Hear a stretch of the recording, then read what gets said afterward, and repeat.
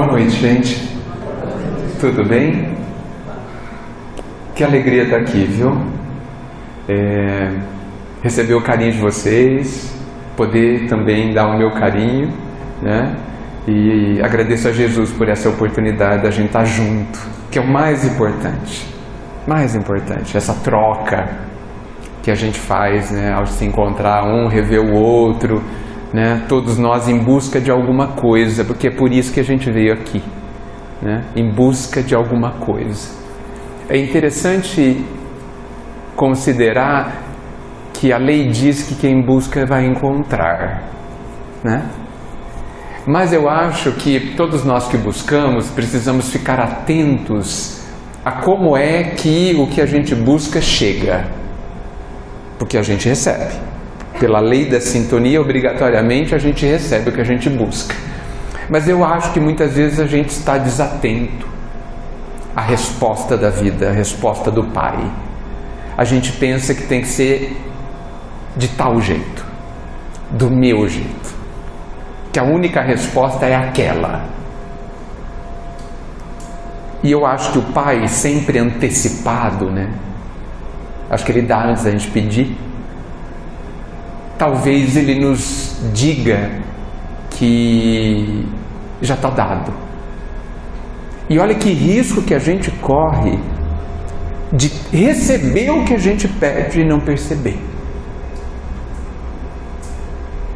Que risco! Isso me faz lembrar muitos anos atrás, mais de 35 anos atrás, num dia do meu aniversário, um amigo me deu um pacotinho e dentro tinha um pedaço de papel higiênico. Aí eu abri, estranhei, é claro, e estava escrito assim: não vou te desejar felicidade, porque talvez você já tenha. Vou te desejar percepção. E tem tudo a ver com essa questão da busca, né? E foi muito interessante. Por que ele escreveu isso no papel higiênico? Pela simplicidade do papel.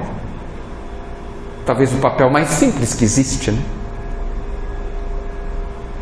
E ele escreveu algo tão valioso que eu nunca mais esqueci. Será que a gente está com a percepção adequada, de olhos verdadeiramente abertos e ouvidos verdadeiramente atentos a recebermos, a percebermos o que já recebemos? Sério isso, né? Muito sério. Imagina a gente sempre ter tido o que a gente queria. Ou então a porta esteve sempre aberta, mas eu nunca quis olhar para ela ou ir por ela. Que medo, né? Tomara que não aconteça isso. Muito bem.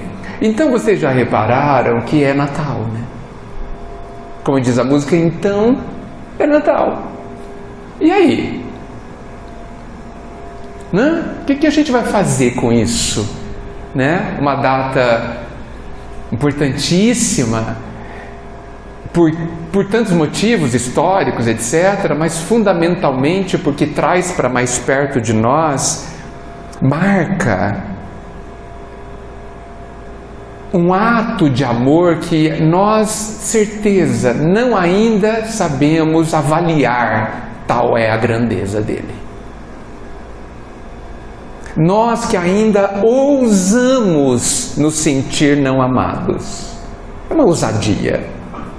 Uma ousadia. Porque esse ato foi por nós. Jesus não precisaria ter vindo. As leis que Ele explicitou para nós já estão presentes na natureza. Se você observar a natureza atentamente, nós conseguiríamos inferir, concluir, chegar a quais são as leis divinas. Porque a natureza segue harmoniosamente as leis divinas. Cada verme, cada planta, né? Mas Jesus, percebendo a nossa dificuldade de olhar para o que é essencial, veio não somente dizer, mas mostrar como faz. E eu não sei se para todos, mas vocês não acham que é emocionante, não é tocante nós percebermos o amor dele por nós? Não nos sensibiliza? Porque nós somos quase insuportáveis, né? Nós não somos fáceis, né? Não sei se é um planeta de provas e expiações, mas certamente é um planeta de chatos. Não é? Porque nós somos difíceis. Mas não é o que ele vê. Não é. Somos exigentes, queremos do nosso jeito, mini tiranos, não é? Queremos mandar em todo mundo e ainda temos medo de obsessores. É muito estranho, né? Porque a gente faz curso de obsessão aqui, na família, um querendo mandar no outro, não é? Obsessor. Depois você desencarna e continua fazendo o que sempre fez. Não é? Então, mas ele não vê dessa forma, né? Ele nos vê como crianças, pai. Eles não sabem o que fazem. Olha que doçura, com que doçura ele nos vê e nos trata, né? E o Natal permite, convida, oportuniza várias questões. Esta é apenas uma delas, talvez uma das mais importantes, né? Nós sermos convidados de forma mais intensa a pensarmos em Jesus como um amigo, como alguém capaz de suprir talvez a principal coisa que a gente sente falta, que é ser compreendido. Ninguém é capaz de nos compreender como Ele. Não há um ser vivo na Terra, encarnado ou não, na Terra, que possa nos compreender tão exatamente como Ele. Ninguém. Não tenhamos dúvidas disso. E se a gente não percebe isso, é porque a gente não está investindo as nossas energias e o nosso tempo na construção de uma proximidade com Ele, na construção deste relacionamento. Porque a gente pensa que no nosso materialismo, porque nós somos ainda muito materialistas, a gente pensa que para ter relacionamento precisa ver a pessoa. Precisa estar do lado, não pode ter um relacionamento com alguém distante. A internet veio quebrar um pouco isso, né? Porque muitas vezes a gente consegue se relacionar muito mais com alguém distante do que com alguém perto, né? Pelos meios virtuais. Não deixa de ser o relacionamento com Jesus de uma forma virtual, porque a gente não consegue pegar nele, nem vê-lo. Então é preciso que haja um outro jeito de se relacionar com Ele. E é um jeito que precisa de um investimento de tempo, um investimento especial. No livro Voltei, o irmão Jacó, pelo Chico, ele fala uma coisa que me tocou profundamente, um dos melhores livros que eu já li, recomendo. Ele fala lá no final do livro, chorando, ajoelhado, ele diz assim: ó Senhor, falando a Jesus, porque eu não fiz bastante silêncio dentro de mim para que eu pudesse te ouvir. Era um lamento, porque encarnado ele não fez bastante silêncio, ele não prestou atenção E para prestar atenção em Jesus, nessa parte elevada, é preciso fazer silêncio dentro de si. E o que a gente tem feito hoje em dia? Muito mais. Se empanturrado de barulhos, achando que a gente precisa conhecer todas as informações que estão em todos os jornais, em todos os sites, em todos os aplicativos.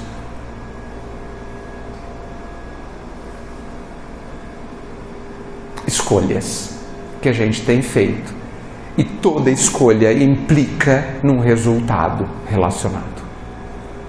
E aí a gente se enche de ansiedade e, portanto, de medo, porque a ansiedade é o medo de tudo, né?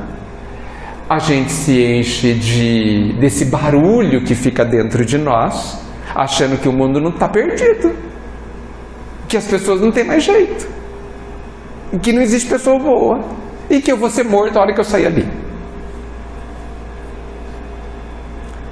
Sendo que nunca tantos fizeram bem a tantos.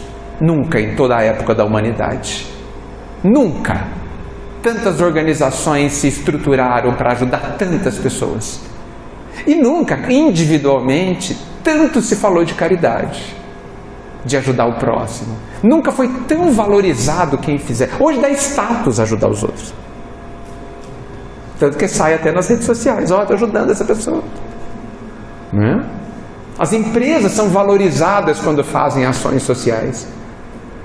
Né? Mas a gente não quer saber disso.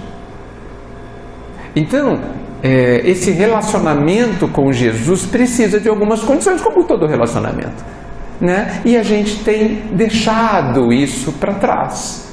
E, com isso, sofremos o tédio. Vocês perceberam que a gente está cheio de tédio? Você fala assim, queria fazer alguma coisa nova,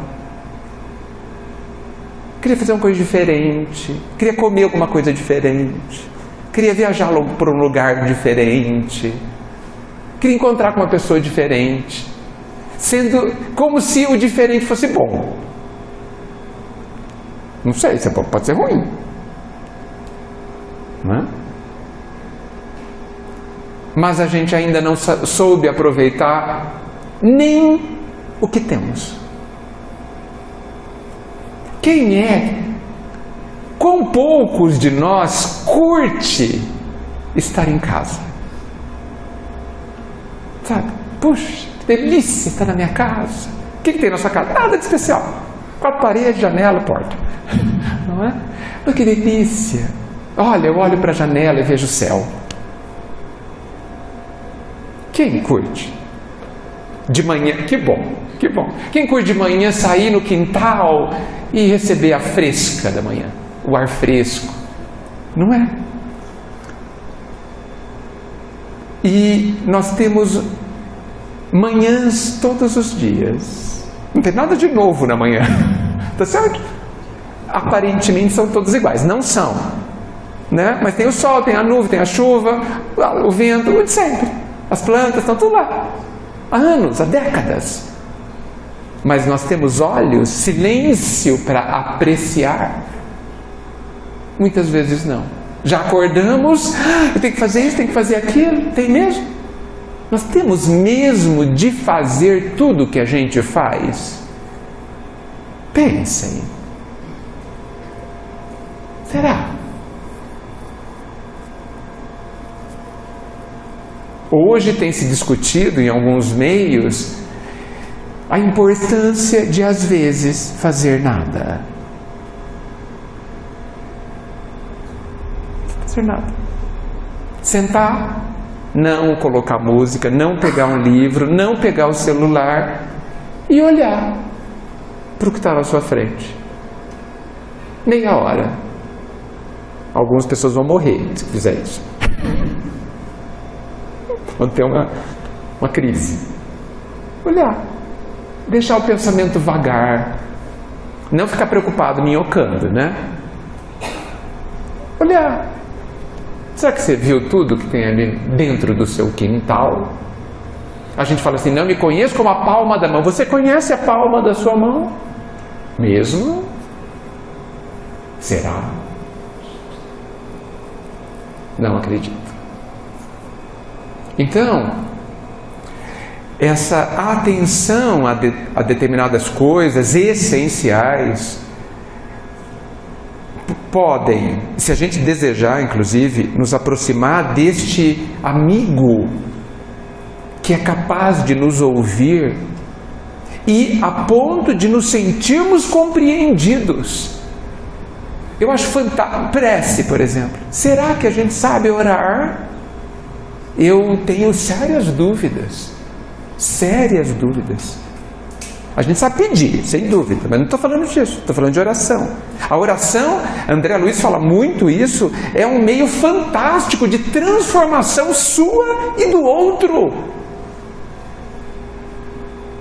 Tem uma pessoa que você quer bem e não está bem. Tem um pensamento desequilibrado, ou está doente, ou é revoltado, mas principalmente em termos de pensamento. A pessoa não vê, a pessoa bate a cabeça, e você sofre com isso até, e quer ajudá-lo. E você tem com essa pessoa 40 anos, por exemplo.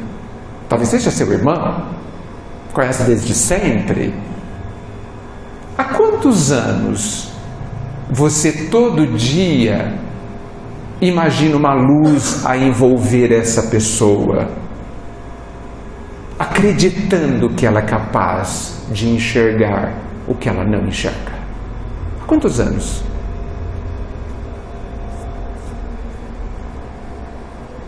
Isso é fazer algo, gente.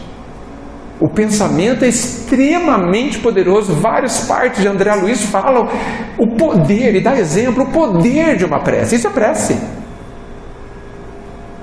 Isso é prece. Pai, que uma luz envolva aquela pessoa e ela não se revolte tanto, que ela enxergue tudo que ela tem, tudo que ela é capaz, tudo que é feito por ela, o amor que você tem por ela. Imagine você fazer isso 20 anos todos os dias. Eu tenho certeza profunda que você contribuiu profundamente para a transformação dessa pessoa. Certeza, convicção eu tenho. Um dia, no futuro, nós 30, 70 mil pessoas entrarão em um estádio, como a gente faz hoje para ver futebol, e pessoas entrarão de maca e sairão andando. Se 70 mil pessoas souberem se concentrar pelo bem daquela pessoa, e elas sairão curadas. Não tenho a menor dúvida. Não tenho a menor dúvida. Mas para isso, a gente precisa saber mobilizar a nossa mente, as nossas energias, o nosso potencial, a nossa grandeza para isso. Eu estou falando de prece, gente. E eu gosto muito, quando a gente pensa em prece, eu acho que nós devíamos falar mais de prece na Casa Espírita. Devia ter curso de prece da Casa Espírita. Eu gosto muito quando perguntaram para a Madre Teresa de Calcutá, um repórter perguntou para ela como que ela orava para Deus. Eu acho fantástica a resposta dela. Ela fala assim: eu não falo nada, eu só ouço Deus. Aí o repórter ficou assim, curiosíssimo para saber o que Deus falava, já que ela só ouvia. E fala: mas ele não fala nada, ele também só ouve. A prece dela era um silêncio. E o silêncio significa que ela nada pedia e tudo confiava. Certo? Mas se entregava a essa confiança tanto que era uma prece. Olha, a gente tem que pensar 10 anos nesse assunto. O que é que ela fazia? Talvez a gente não saiba, certamente, possivelmente a gente não sabe fazer. Isso é se relacionar com Jesus.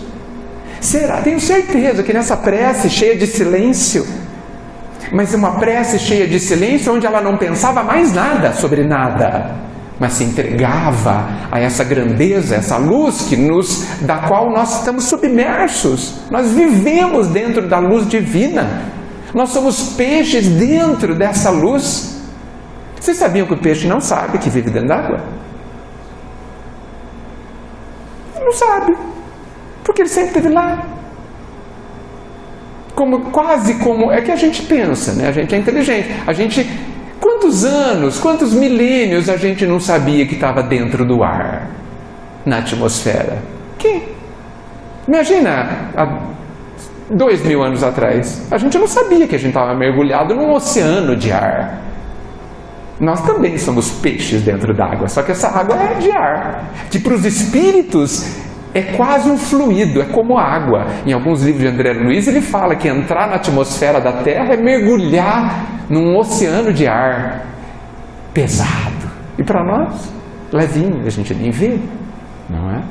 Então, nós vivemos dentro dessa luz divina, sem perceber. E ainda a gente tem a coragem de falar que o Pai nos abandona. Somos bem crianças ainda, espiritualmente falando. Olha o nosso sofrimento. Nós sofremos de verdade por acreditar que o Pai nos abandona. É real esse sofrimento. E esse sofrimento só existe porque a gente ignora ou não acredita nisso. Percebem a questão da percepção?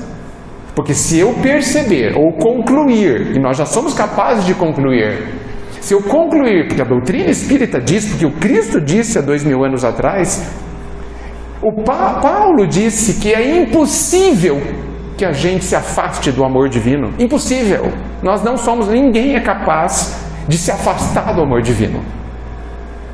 Nós podemos criar tantos bloqueios dentro de nós que não vamos perceber, mas o amor está lá. Senão a gente nem existiria. O Natal traz todas essas considerações. Mas ele também traz a consideração do final do ano.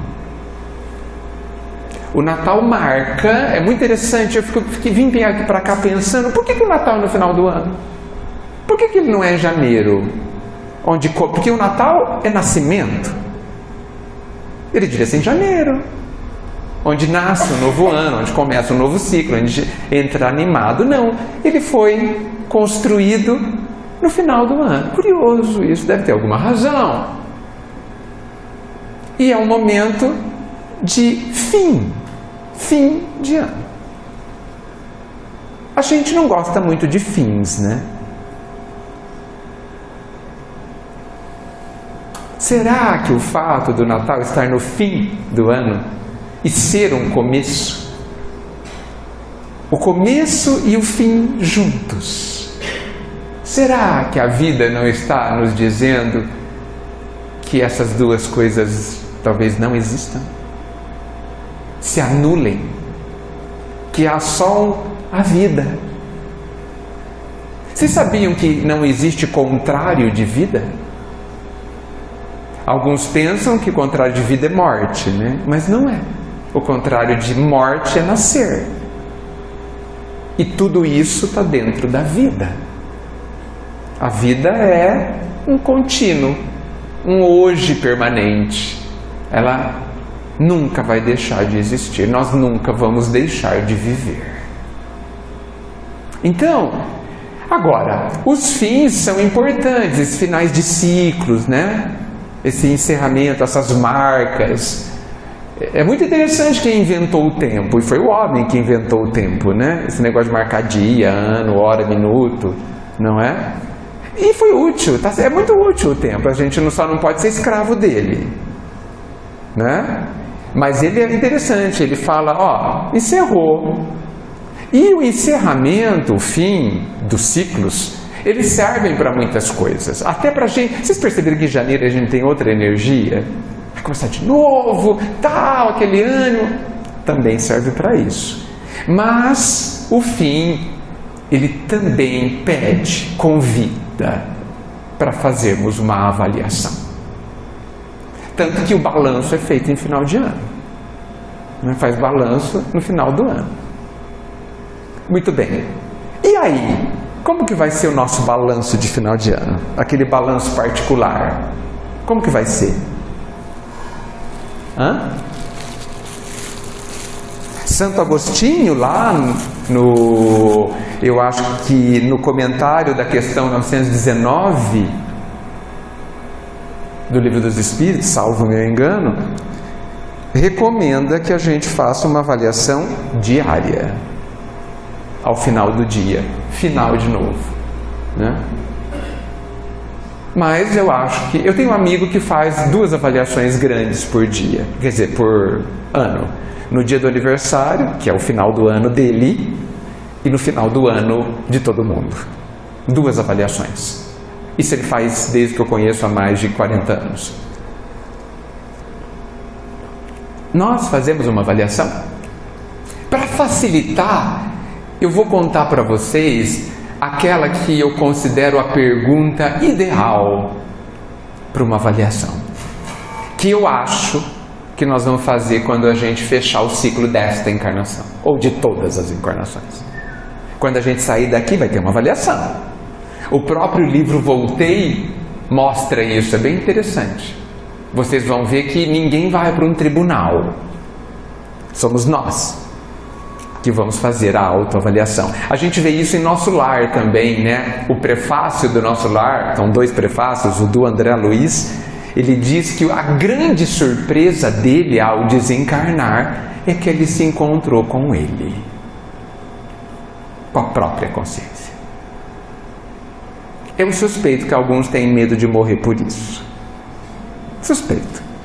Mas vai acontecer. Então nem precisa ter medo. Vai logo e pronto. Entendeu? Mas a gente pode exercitar. Como é que vai ser a avaliação de final de vida? Exercita no final do ano. Vai ser igual.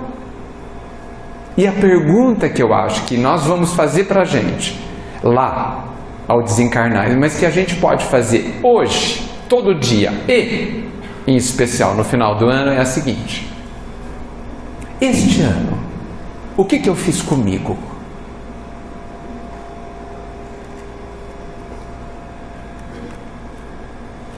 Não é uma boa pergunta? O que eu fiz comigo este ano? Porque tudo que eu faço é para mim. E mexe comigo e me impacta. Tudo que eu faço, e aí fazer é pensar, sentir e se comportar, vai gerar uma consequência. E uma consequência íntima. A gente pensa que acontece, que as consequências são exteriores. Elas aparecem do lado de fora também. Por exemplo, depende do meu comportamento, eu posso ficar com o físico doente, certo? Parece que é do lado de fora. Depende do que eu fizer, a pessoa que eu amo vai embora. Não vai aguentar, vai embora. Um acontecimento exterior. Mas todos os acontecimentos exteriores mexem dentro de mim. Então, esses acontecimentos exteriores mexem comigo e me impactam. E me fazem sofrer ou não, ou ser feliz, ou ter paz. Então, eu estou sempre fazendo coisas que me transformam, que me impactam. E aí? Vamos aproveitar o Natal, esse sentimento com o qual nós somos convidados a uma espiritualização melhor ou maior, né? Se possível, sem as agitações e os desesperos e as ansiedades dos presentes e da tão famosa e complicada ceia, né? Porque a gente tem que se reunir, isso muitas vezes é um problema. E a gente fala, ai que dó que fulano não está, ó que dó que a família não está unida, e a gente sofre numa hora que a gente devia se preocupar com outras coisas. Porque não ter todo mundo à volta da mesa para comemorar apenas está dizendo que algumas coisas estão esperando para serem feitas. E todas essas coisas que esperam para ser feitas têm a ver com o Cristo. Porque todos os problemas familiares e todos os outros problemas existentes serão resolvidos através do Evangelho. Simples assim.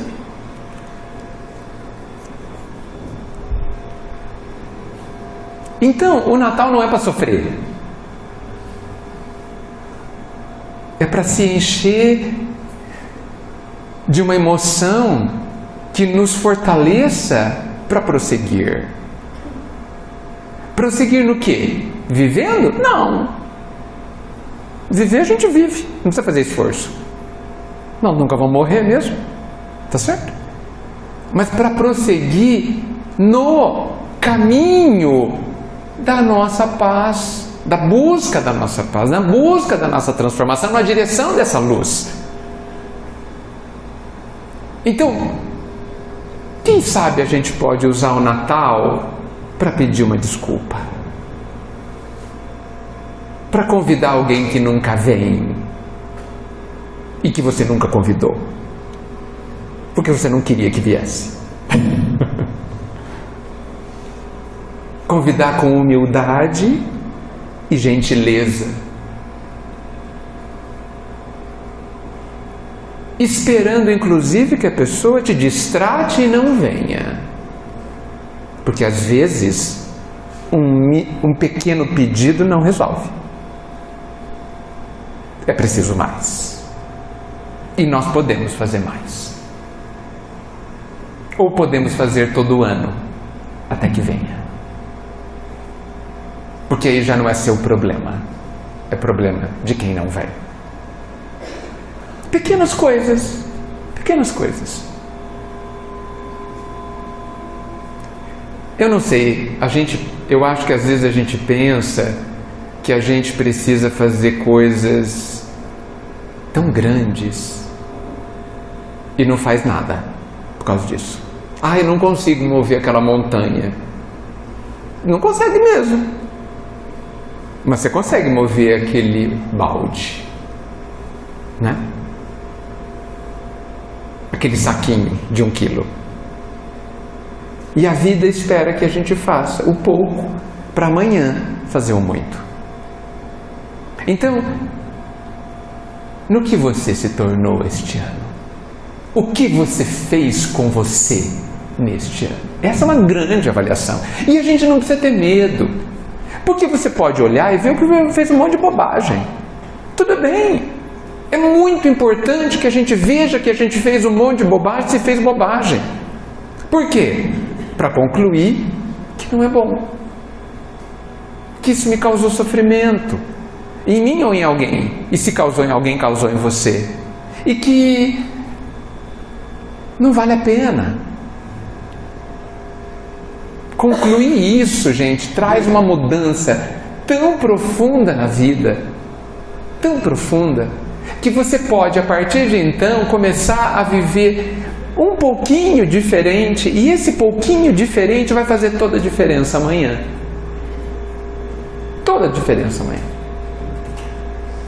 E eu estou falando de realmente pequenas coisas, eu estou falando de, em vez de reclamar 100 vezes no dia, reclamar 90. Olha, você ainda continua reclamando bastante. Mas já aliviou 10%. É você que reclama todo dia que a comida que alguém faz para você está ruim.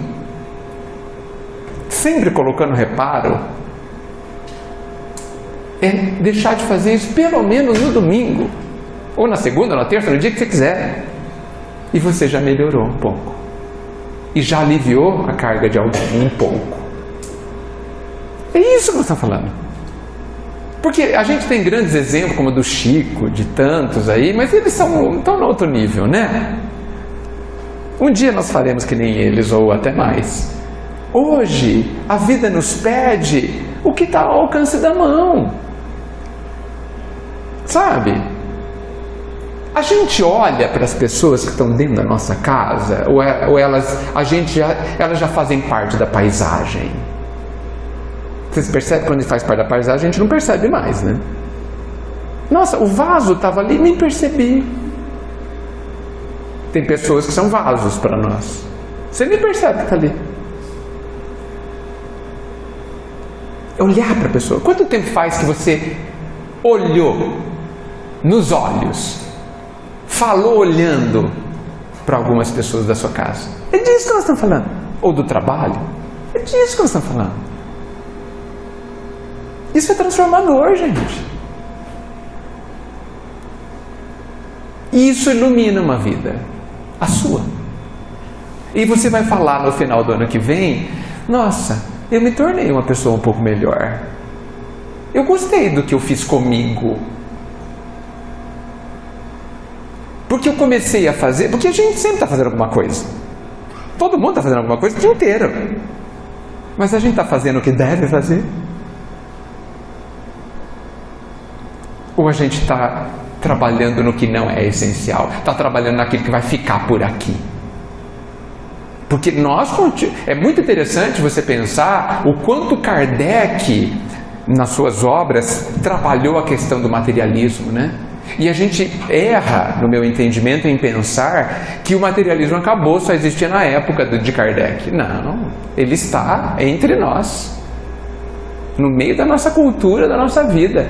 Basta ver o quanto a gente trabalha para as coisas que não são essenciais, que são as coisas do Espírito, que são as minhas coisas.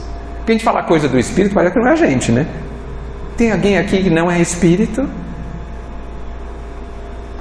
Não, né? Todos nós aqui somos Espíritos. Então, quando eu pergunto numa avaliação de final de ano, que deve ser todo dia, o que eu fiz comigo, eu estou me referindo às atividades, às tarefas mais importantes da tua vida. Porque até quando você gasta a maior parte do seu tempo cuidando do seu filho ou da sua filha, você também está fazendo por você. Não é por eles somente. Não nos iludamos. Não nos iludamos. Porque se a gente cumprir essa tarefa, como todas as outras, de uma forma adequada, quem é que vai receber a paz? O seu filho ou você? Você. E talvez ele nem aproveite o que você deu desta vez. É possível. Talvez ele não tenha condição de aproveitar hoje. Aproveitará um dia. Mas você precisa aproveitar. Esses dias, eu conheci uma mãe que tem 2 filhos viciados em drogas. De 3 filhos, 2. Uma menina, uma moça já, mais de 20 anos, e um garoto. Uma situação bastante complexa, bastante difícil, um desafio, um aprendizado monumental. E ela procurou um grupo de apoio de pais. O que os pais, que tipo de ajuda os pais podem ter para viver esse tipo de situação? E ela começou a frequentar isso, não é em Bauru, e um dia levaram um jovem que estava se recuperando. Já estava sem usar drogas já há alguns meses, quase anos. E ele veio ali para dar o seu depoimento de como foi tudo isso para ele. E ela fez a seguinte pergunta: o que você pode dizer para uma mãe que tem um filho dependente químico? E a resposta dele precisa ser refletida. Ele respondeu: que essa mãe viva a sua vida.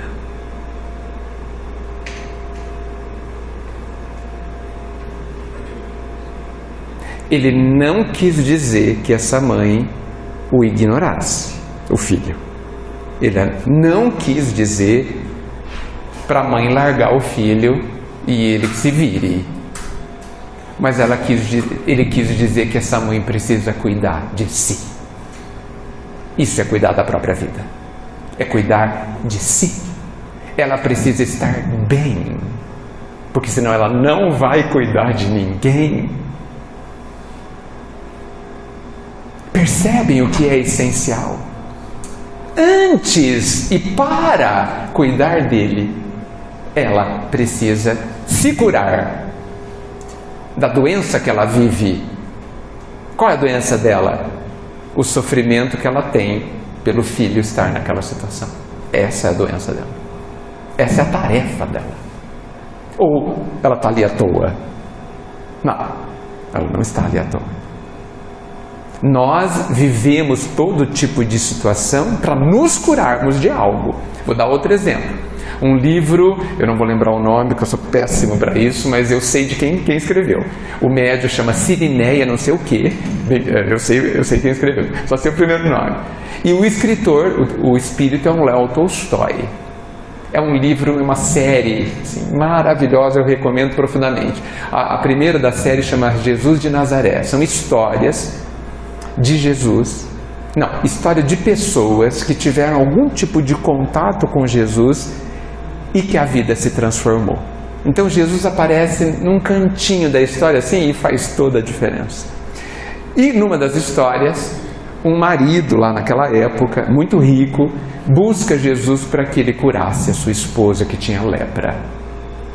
Jesus foi, sozinho à casa dele, um palacete. E entrou num quarto que cheirava profundamente ruim. E quando ele abriu a porta, estava a esposa apodrecendo em vida.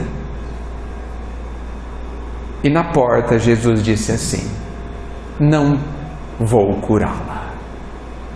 Não posso. Por quê? O marido perguntou. E Jesus disse: porque a lepra está curando-a. Eu vou repetir.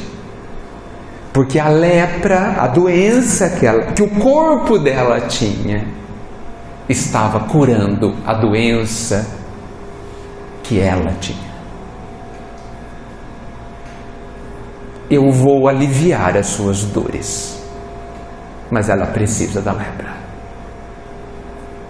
E alguns meses depois ela desencarnou, quem sabe, curada.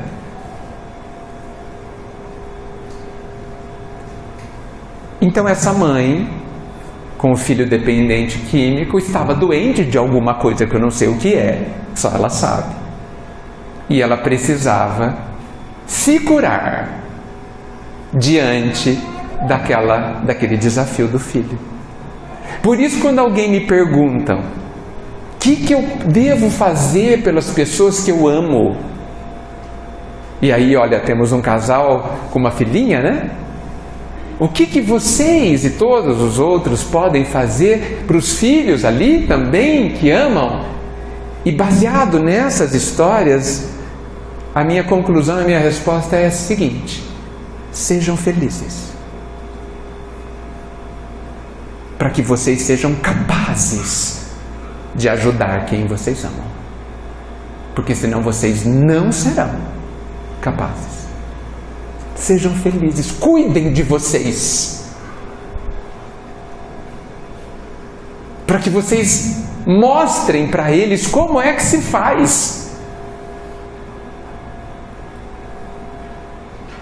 Porque principalmente as crianças, não sei se vocês já perceberam, é a primeira filha de vocês? Então vocês não perceberam ainda, mas vocês vão perceber. Vocês já perceberam, eu acho.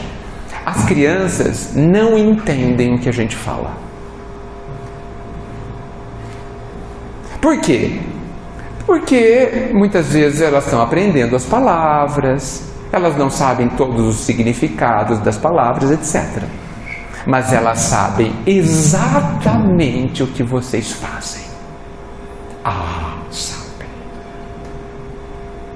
E é isso que conta. Não estou dizendo para vocês não falarem nada para elas. Continuem falando. Mas elas vão saber se o falar é de um jeito e o viver é de outro. E elas vão se basear nas atitudes. E as atitudes precisam, para ser melhor, de alguém feliz, de alguém bem. Porque aí já que eles nos imitam, que imitem alguém curado, que imitem alguém que sabe viver as dificuldades de uma boa forma, que sabem enfrentar os desafios com esperança, com confiança e sabendo a quem deve recorrer. E a quem a gente deve recorrer nas horas difíceis? Ao Pai e a Jesus. Essa é uma das coisas que eu considero das mais fundamentais para se ensinar às crianças. Porque um dia nós não vamos ajudá-las. E mesmo hoje, nós somos impotentes para ajudá-las a viverem determinadas situações. Impotentes. Por mais que a gente queira. A gente fala assim, eu gostaria que eu ficasse doente no lugar da minha filha. Graças a Deus, Deus não deixa. Senão as crianças não iam passar pelo que precisam, né? Graças a Deus, Deus proibiu. Nenhuma mãe, nenhum pai pode sofrer uma cirurgia no lugar do filho. É o filho que vai fazer a cirurgia. Ou o vestibular. Senão, eles não iam se desenvolver. Então, mostremos como faz. Inclusive, só para encerrar esse ponto, eu não sei onde eu li há muitos anos atrás, realmente não sei. É uma história que diz, eu só sei esse finalzinho, que conta que Jesus viu um pai ajoelhado orando e o filho do lado. Naquela época se ajoelhava para orar. E Jesus, nesse final de história, diz assim: eu me dobro, eu, Jesus, diante de um pai ou de uma mãe que ora diante do filho. Porque ele está dizendo e mostrando, muito mais que dizendo, a este filho, que este pai, a sua referência, se ajoelha ao Pai maior, a quem todos nós devemos recorrer em todas as horas. Nas horas difíceis, naturalmente, e nas boas horas, para nos fortalecermos e nos enchermos de alegria, coisa que a gente ainda não sabe fazer normalmente. Porque quem de nós, quando está tudo ótimo, busca aumentar o seu bem-estar se conectando mais a Jesus? Quem de nós já aprendeu a fazer isso? Ao invés de falar assim, e viver, agora que está tudo bem, vou me divertir. E muitas vezes esse divertimento cria novas dores. Percebam o quanto a gente precisa da dor. Porque com uma dorzinha o dia inteiro, assim, de leve, faz um bem, gente. Mantém a gente alerta, não mantém a gente... Desculpem. Mantém a gente alerta, não mantém? A gente ora mais, não ora? Como a gente deve agradecer aquelas dores crônicas? Quando é que os doces apuram? No fogo baixo, né? As dores crônicas, as doenças crônicas, é o fogo baixo. Não vai queimar. Vai apurar o doce, o alimento, para ficar bom. A dor é o fogo baixo, para que nós sejamos um alimento possível de ser útil uns para os outros e para nós mesmos também, né? E nós odiamos as situações crônicas, diabetes, né? A dor no joelho que não sara, que só fazendo a cirurgia, né? Aquela dor de cabeça de leve o dia inteiro, né? Essas coisas crônicas que não mata, ninguém morre disso, né? Praticamente, se cuidar um pouquinho, se cuidar, se não cuidar morre, né? Fazem um bem, e a gente vê em André Luiz alguns prestes a reencarnar pedindo Eu lembro de não sei em qual livro, para variar, que a pessoa pede para nascer manca. Porque se ela nascesse sã, inteira, ela podia ser muito vaidosa. E isso era muito perigoso, porque fatalmente, muito possivelmente, ela erraria no mesmo ponto de sempre. Então imagina uma pessoa vaidosa manca. Isso é um espinho encravado o dia inteiro, hein? Não é?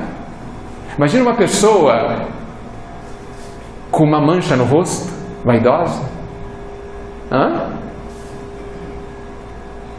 Que processo de cura fantástico. Isso é fogo baixo, né?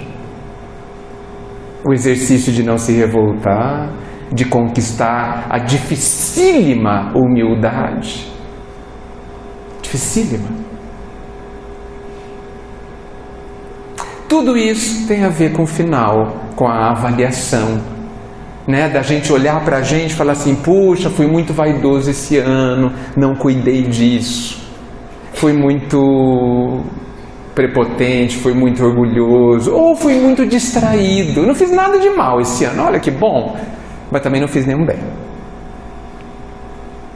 E não vamos esquecer que os Espíritos nos advertem que não basta não fazer o bem, o mal, não basta não fazer o mal, é preciso fazer o bem. Por isso que não basta a gente entrar numa caverna e ficar lá o dia inteiro, a vida inteira, porque você não vai fazer mal para nada, nem para ninguém, mas também não faz o bem. Então não adianta. Então, puxa, não fiz o mal para ninguém, tá bom, e fez o bem? Fiz ali, ótimo, vamos continuar? É isso, gente. Joana de Ângeles fala uma coisa monumental, que a gente, no processo de autodescoberta, não devemos nos culpar. Porque a gente olha para algumas coisas, na avaliação, por exemplo, e podemos nos culpar. Não, não é para isso. Joana fala que a gente não deve se culpar e nem se desculpar, mas que devemos apenas nos descobrir. E é curioso esse comentário dela. E me lembrei do porquê que eu acho que ela colocou isso. Porque lá em Moisés, lembra? 500 anos antes de Cristo, tem um dos 10 mandamentos, diz para a gente não julgar, né? Nesse mandamento fala que é para não julgar o outro, ou ele não fala nada sobre quem é que não devemos julgar? Fala nada, né? Ou seja, eu não devo julgar o outro e nem a mim. E quando Joana fala para você não se culpar, que é uma condenação, e nem se desculpar, que é uma absolvição, implica que você não deve se julgar. Porque se você se culpou, você se julgou. E se você se absolveu, também. Se descubra apenas. Apenas isso. Sem se condenar, sem se desculpar, olhando, olha, tem uma rachadura aqui, vou ver se eu conserto. Simples assim. Vou descobrir a causa da rachadura. Simples assim. Isso é se descobrir. Por que a gente não pode fazer isso? Olha só, um movimento interior que transforma uma vida. Então, gente, para encerrar, a grande questão que eu acho que eu gostaria de deixar é que a vida não está nos pedindo nada de excepcional. Não está pedindo que a gente venda tudo, como diz as parábolas, e se entregue ao Senhor. Não. Na verdade, sim. Mas esse vender tudo não é nenhum bem material. É vender o que não te serve mais na alma. É vender o orgulho. É vender. Vender é deixar ir embora. É não querer mais. Isso que é vender. O orgulho, a indiferença, a tanta coisa, ao que é importante. Vamos vender tudo isso. Porque ao vender nós estaremos seguindo o Pai. É isso que Ele pede. E não precisa vender tudo, tá? vende um pouquinho hoje, se acostuma, vende outra coisa. É isso, pequenas coisas que transformam profundamente ao longo do tempo a nossa vida. Que o Natal, dizem, eu não sei, eu acho que é mais folclore, que no Natal Jesus se aproxima da terra. Eu acho que ele nunca esteve longe. Mas que a gente, pensando mais nele, que a gente se permita se envolver na doçura que ele tem por nós, no amor, no cuidado, na delicadeza com que ele nos envolve, nos cuida. Vamos nos deixar para querermos fazer essas pequenas transformações, aproveitando o final de ciclo e começando com outro ânimo, com outra energia, um novo ciclo. Aqui ou lá, tanto faz. Muito obrigado por este instante, por essas tão boas energias. Que Jesus nos abençoe.